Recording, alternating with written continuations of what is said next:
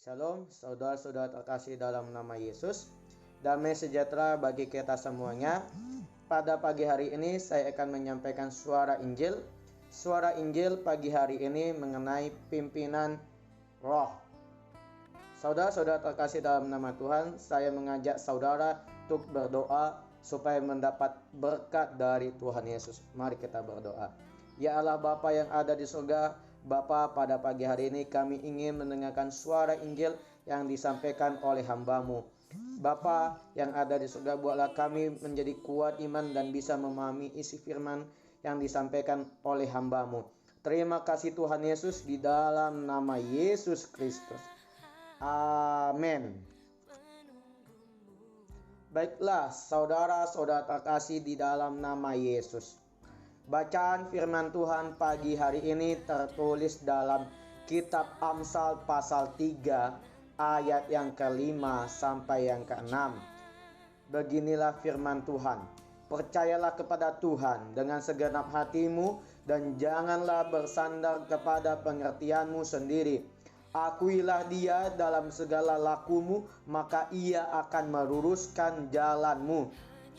Saudara-saudara terkasih dalam nama Yesus, arti firman Tuhan dari kitab Amsal pasal yang ketiga ayat yang ke-5 sampai yang ke-6 mengatakan bahwa percaya kepada Tuhan dengan segenap hati adalah lawannya yang meragukan Allah, dan firman-Nya.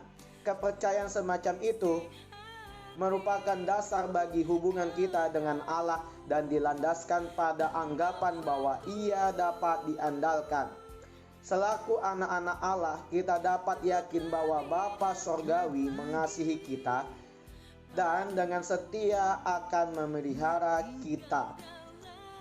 Baiklah, saudara-saudara terkasih dalam nama Yesus, tadi kita telah membaca firman Tuhan. Saat ini saya akan menjelaskan mengenai firman Tuhan dari Amsal bahwa apa yang kita anggap baik belum tentu baik di mata Tuhan.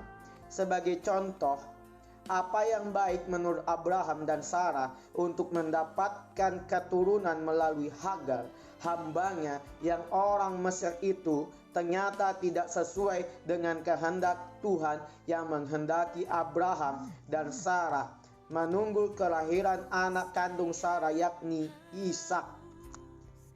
Kita pun sering tergoda untuk mengambil keputusan berdasarkan pengertian kita sendiri yang tidak berasal dari Tuhan. Kita harus menolak godaan itu dan percaya kepada Tuhan dengan segenap hati, mengandalkan hikmat Tuhan, bukan hikmat manusia, dan mengikuti tuntutan Tuhan langkah demi langkah.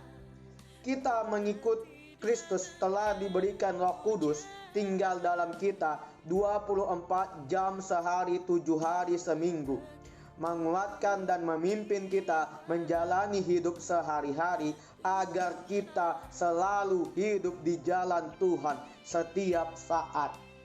Roh Kudus itu memimpin kita berdasarkan firman Tuhan atau Alkitab. Suara Roh Kudus dalam hati, keadaan-keadaan yang Roh Kudus buat terjadi sebagai bagian dari petunjuknya dan damai sejahtera Kristus dalam hati kita. Dengan cara itu Tuhan akan memimpin kita setiap saat, langkah demi langkah, selamat sampai garis akhir hidup kita, dan mendapat bagian yang ditentukan Tuhan bagi setiap orang yang setia sampai akhir. Urusan kita adalah tetap dan sungguh-sungguh melakukan segala perintah Kristus dengan kuasa dan pimpinan Roh Kudus agar hidup kita menjadi berkat keselamatan bagi orang lain. Demikianlah firman Tuhan yang saya sampaikan. Mari saudara-saudara terkasih dalam nama Yesus, kita tutup firman Tuhan dengan berdoa. Mari kita berdoa. Terima kasih Tuhan Yesus atas berkat dan kemurahan Tuhan kepada kami. Biarlah firman Tuhan yang disampaikan oleh hamba-Mu, supaya firman Tuhan yang disampaikan bisa menjadi kuat iman, dan kami tetap percaya kepada Tuhan dan senantiasa kepada Tuhan. Pulanglah dan berikanlah berkat dalam hidup kamu. Di dalam nama Yesus. Haleluya. Amin.